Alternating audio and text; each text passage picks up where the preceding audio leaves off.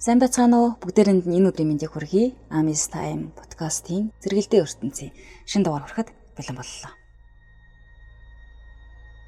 Эхнэрээ зуурдаар алдсан эрт тохиолдсон аимшигт явдал. Удмаараа ядуу зүудөө явсан чагнаад орж Баян айлын ганц охинтой дэр нэгтгэх болсондоо ихэд олзуурхаж сүйт бүсгүй хан цөөрөндөө хайр сэтгэлийнхээ хамгал нандин бүхнээ зориулахаар андгаа тавьж. Төдөлгүй залуухас нэчгэр хурим хийж тэд эхний хэдэн сар юугаарч дутахгүй зовлонгүй сайхан амьдарч байлаа. Гэтэл хадам талаас нь чагнаад оржийг ажил хийсэнгүй гэж хэл ам гаргаж эхлэв. Нэрэж чагнаад орж хүний бэлэн хөрөнгөн дээр суучгаад хэдэн сарын турш дэмийг ивэрж хөвцөн байна. Энэ хооронд ихнэр хан цөрн давхар биетэй болж залуухаас бие биенээ улам ихээр хайрлах болов. Төдөлгүй ихнэр нь яраалах төхөж хэдэн сарын турш хайр сэтгэл думбасан чагнаад орж эмнэлэг гэр хоёрын хооронд хоол цай зууг ажилтаа боллоо. Хин хинийх нь анхны хүүхэд төрөх гэж байгаа болохоор залуухаас баяр баясгалан зайж гэж жигтэйхэн. Чагнаад оржийг эмнэлэг дээр очиход хан цөрөн өрөөнийхөө хүмүүсийн нүдийг хариулж агаад түүний гарыг гидсэн дээрээ тавиулж хөдөлж буй хүүхдэд дарж үзүүлнэ. Гэтэл хэд хоногийн дараа чагнаад оржид хэлхийн аргагүй гай зовлон нүрлөв. Эхнэр нь төрөх гэж байгаад хүүхдээ гаргаж чадлагүй өөд болж. Чагнаад орж хайрт эхнэрийнхэн хойноос харуусахын дээдээр харуусаж талигаачийг хөдөөлүүлэх ажил явдлын үеэр өөрийн ухаангүй л явлаа. Хайрт эхнэрээ хүүтэн шороонд бусны дараа түүний сэтгэл маш ихээр хямарч энэхүү хямралыг дарахын тулд хэд хоногийн турш товд архитчихав. Үүнд хадмууд нь нилээн дургу байсан бөгөөд энэ муу сайхан охины минь толгойг залгичхаад 49 хоногийн ч дуусгалгүй хуйн жаргалах хөөлөө гэж уучиргүй ихээр загнаж. Ер нь тэд нэлээд шуналтай хүмүүс аж. Тийм ч учраас чагнаад оржийн архитал дээр нь нээнтгэрэж охиндоо анх бэлгэлсэн 2 давхар байшингаа түүнээс салгаж аваад нохоо явган гахаа нуцхан чагнаад оржийг бараг л хог дээр хөөгд гаргачихсан тэр. Гэхдээ арайч хоосон орхисонгүй. Толгойтын зүүн салаанд хариугүй муу навтхар байшин хямдхан үнээр худалдаж авч өгчээ. Чагнаад орж энэ тентхийн хүнс барааны захаар өдөржин арх эргүүлж авсаар энэ байшинд хаяа л нэг ирж хоноо. Тэр сүулдэ арх нь бүр гүнзгий орж толгой хорогдож буу навтхар байшингаа зарах гэсэн боловч түүнийг хинж тоож авсангүй. Харин нэг өдөр тэрээр аимшигтайгаар шаартаж "Цаа байз хаанаас арх олж уух вэ?" гэд гийрэн хөвтөж байтал толгойд нь нэг хүгийн санаа орж иржээ. Тэгээд юуны түрүүнд ганц шилэм олж ууж зүрхээ чангалахаар шийдэв. Харин сансныг бодоход энэ нь түүхгүй олдчихно. Нилээд халамтсан тэрээр өдрийн ботсон хүгийн санаагаа хэрэгжүүлэхээр шөнийн 22 цагийн орчим хурц жото бариад нарангийн ингэр рүү алхаж гарлаа. Учир нь талигаачийг оршуулахад хадмууд нь ёсыг бодож охиныхаа 13 дахь дөрвөн ширхэг алт монетон бөгж бугуун дахь совдон шигтгээд мөнгөн бугуучийг тэрчигт нь хийж оршуулжээ. Чагнаад оржийн согтуу ухаанд эдгээр зүйлсэл эргэлдэж байлаа. Төдөлгүй эхнэрийнхээ шарил дээр очоод цементэн бүрхүүлийг лом жотуугаар балбаж гарав. Намар орой болсон тул газар хөлдөх тийшээ ханджээ. Тэрээр зогсоо зайгүй нүцсээр байгаад цементийг арай ядан хуулав. Дараа нь авсны тагийг нь онгойлголоо. Тэгээд гэрэл тусгаж хартал пимбиж хөлцөн цогцоснууданд нь туслаа. Чагнаад орж баг зэрэг айн ширвэйтсэн боловч нэгэнд л согтуу ухаанаар зориглон шийдсэн болохоор юуны түрүүнд хуруу гарыг нь тэмтчихв. Бүгжнүүдийг нь салгах гэтэл хуруунууд нь пимбиж хөлдсөн тул юр салж өгсөнгүй. Дараа нь мөнгөн бугуучийг бугуунаас нь салгах гэтэл бөөрч болж өгсөнгүй. Нэгэнд л авъя гэж шийдээд авсны тагийг онгойлгосон болохоор буцаага таглалтай биш. Гэтэл нэг мэрхэн санаа орж ирлээ. Жотооны өргөн эртээ хэсгээр гарыг нь тэр чигтэн тастаж авахар зориглов. Тэгээд талигаачийн баруун гарыг авсны ирмэг дээр тавьж байгаад бугуу хэсгээр нь жотоогоор нүдэж гарлаа. Ясмахан тэр чигээрээ хүлцсэн тул сансныг бодоход нэг их удаан цохиулахгүй саруугаараа мултарч унав. Харин бугуучийг сарвуунаас нь мултаж авах гэж оролцсон ч үгүй тэр чигээр нь богц руугаа чулуудчихв. Учир нь энэ сарвуунд хоёрч бүгж байгаа тул гэртээ очоод тухтаа авахар шийдсэн бололтой. Дараа нь талигаачийн зүүн гарыг авсны ирмэг дээр тавьж байгаа дунд буюу ядам хурууг жотуугаар тастаж авлаа. Тэгээд мөн л богц руугаа чулуудчихв. Ийхүү тэр хайрт хүүхний аимшиггүйгээр тонлоо. Эргэн тойрон түнэр харанхуй бүрхсэн байна. Тэрбээр сүүлчийн удаа гэрэл тусгаад авс руу өнгөж хартал гурван хуруутай өрөөсөн гаргүй цогцос нүднээ тусч зүрхэнд нь айдас хургах шиг боллоо. Тэрхэн агшинд араас нь хий нэгэн хүн бариад авах мэд нуруу нь хүйт орхив. Чагнаад орж гадна талдаа айгаагүй мэт боловч дотоод сэтгэлдээ үнэхээр их айж байлаа. Гэхдээ хийвэл бүү айвал бүүхий гэдэг ганцхан үгээр л өөрийгөө зоригжуулж байв. Үнхэлцгээ хагартал айсан хүн бол ийм нөхцөлд шууд л зүгтах биз. Харин чагнаад орж тэгсэнгүй. Ирэх биш хэдэн сар ханилж суусан болохоор талийнхаа чиг тэр чигт нь орхих нь арайч хаашаа юм. Тэгээд авсны тагийг хамхам хаасан болоод дээрээс нь бяцарч бутарсан цементнээс хүрдстэн хаях гэсэн боловч нуруунаас нь хүй торгиж гарн салгалаад юр болж өгсөнгүй. За яах вэ? Маргааш өглөө ирээд авсыг цементээр битүүлчихье гэсэн бодол түүний толгойд зурс хийж айдас хургасан түнэр харанхуйдах хуурийн газраас бошуухан зүгтхийн төгс боллоо. Тэгээд хурц жотууга тэр чигт нь орхиод богцоо шүүрч аваад умхумгийн тэндээс зүгтхан тэр. Хэдий хэмжээний газар туулсныг бүү мэд нэг л мэдхэд гэртээ ирсэн байв. Гар нүрээ угаах гэснээ болоод пишэндээ хідэн мод хийж хажууд нь суугаад богцоо задлаа.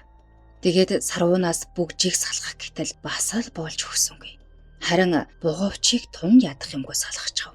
Пимбич хөлдсөн сарвуунуудыг халуун пишэн дээр тавьж гисгэхээр шийдэн хідэн мод нэмж хийтэл галт үрэлцэн асаж эхлэв. Төдөөдөлгүй махны хярвас үнэртэж бүгчнүүд хуруунаасаа мултарч унав.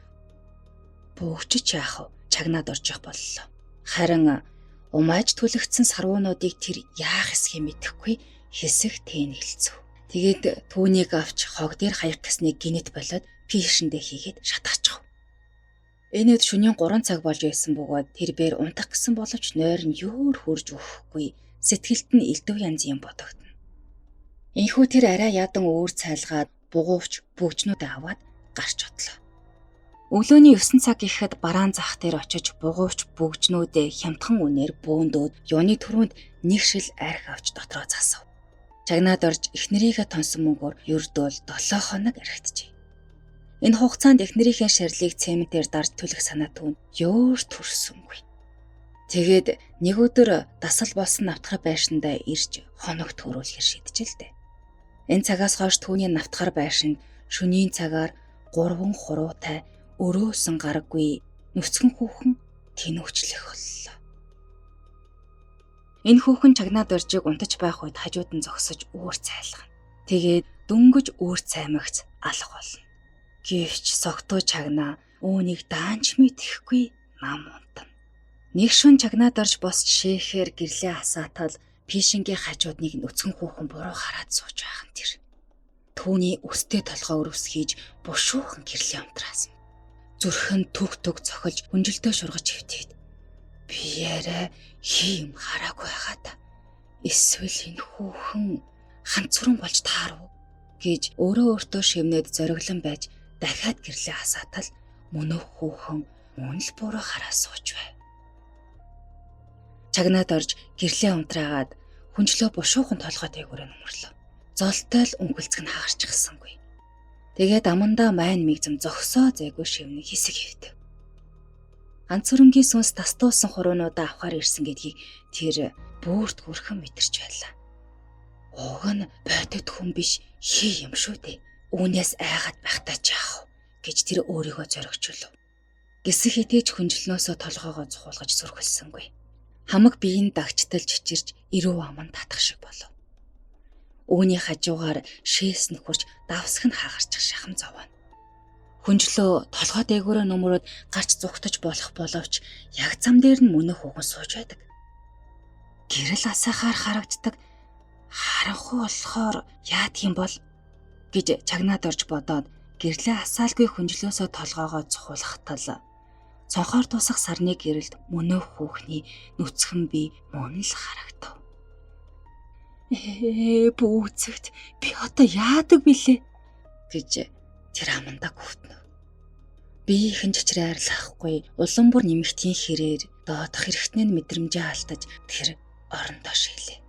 Ирүү аман дагчтал чичирсээр байгаад сүүлдээ бүр мэдээгээ алдаж амнаас нь харш ус аяанда гоочно. Ингэж дарчлан гэж байх уу та. Гэвч хурууга тастуусан хүүхний сүнс үүнээс илүү тарчилж байгааг тэр яахан эс мэдвүлээ. Уг нь түүний хуруунууд пишин л байх учиртай. Тийм ч учраас тэр пишингийн хажуунаас салахгүй байв. Энэ үед чагнаад орж өөрийгөө харааж зүгхэн хар толгоороо шаах нь олгүй байлаа. Түчхэрт үгүй ятаад би шарлигийн цементээр дарчихгүй дээ. Хуруунуудыг нь хог дээр хайчихдаггүй. Тэгсэн бол энэ сүнс хогон дээгүүр эргэлдэж байхгүй юу? Тэгтэл би гал голомтой өгсөн хүний хүүрээр буцарлаж байдаг. Ёстой нэг дүүрч гэсэн тэнийг толгой гэж тэр өөрийгөө зүгэн. Тэгээд өчүүхэн зориг гаргаж гараа орон доогуур явуулснаа гутлаа шүүрч аваад пишингийн зүг хүчтэй нарахгүй чулуудав. Гутал мөнөө хүүхний биеэр нэвтрээд цаад хананд нь очоод тас буулаа. Үүнийг харсан чагнаад орж өгсөн хойно биегүй хоосон л юм байна штий. Ямар ч гэсэн намайг бахалзуурдаад авахгүй л юм байна. Ер нь гэрлээ хасааж хувцлаад энэ байшингаас бушуухан зайлъя гэж шийдээд гэрлээ хасаатал мөнөө хүүхэн яг өөдөөс нь хараад суучихсан байв. Тэгэхдээ бүр баруун талын сарвуугүй мухар гараа өргөөд зүүн талын дастуулаагүй үлдсэн 3 хурууга дээш гоцоолгоод пимбиж хөлдсөн эвгүй муухай царайнда хүүтэн инээмсэглэл тодруулаад хуруу алив гэх шиг болсон байна. Ийм дөр зураг харсан чагнаад орчин ухаан балартан газар тунлаа. Харин ч зүрхний клап нь хаагдчихаагүй юм. Тэр өглөөний 9 цагийн үед сэргсэн бөгөөд урт шөнийн айдаснасаа болоод царай зөсөн цон хийж хамаг бие нь сүлдсэн байна. Пишингийн хажууд эхнэрийнхэн сүнс байгаагүйд баг зэрэг сэтгэл нь тавирч за одоо л энэ чөтгөр шүглсэн муу байшингаас зайлъя гэж шивнэн хамхам ховцоо өмсөд гарч одлоо. Тэрбээр энэ байшинд дахиж ирсэнгүй. Гэвч мөнөөх сүнс шөнийн цагаар хаа явсан газар нь тахсаар л байв. Нэг өдөр тэрбээр сүнснээс өөрт салахын тулд овоо ухаалаг шийдвэр гаргасан.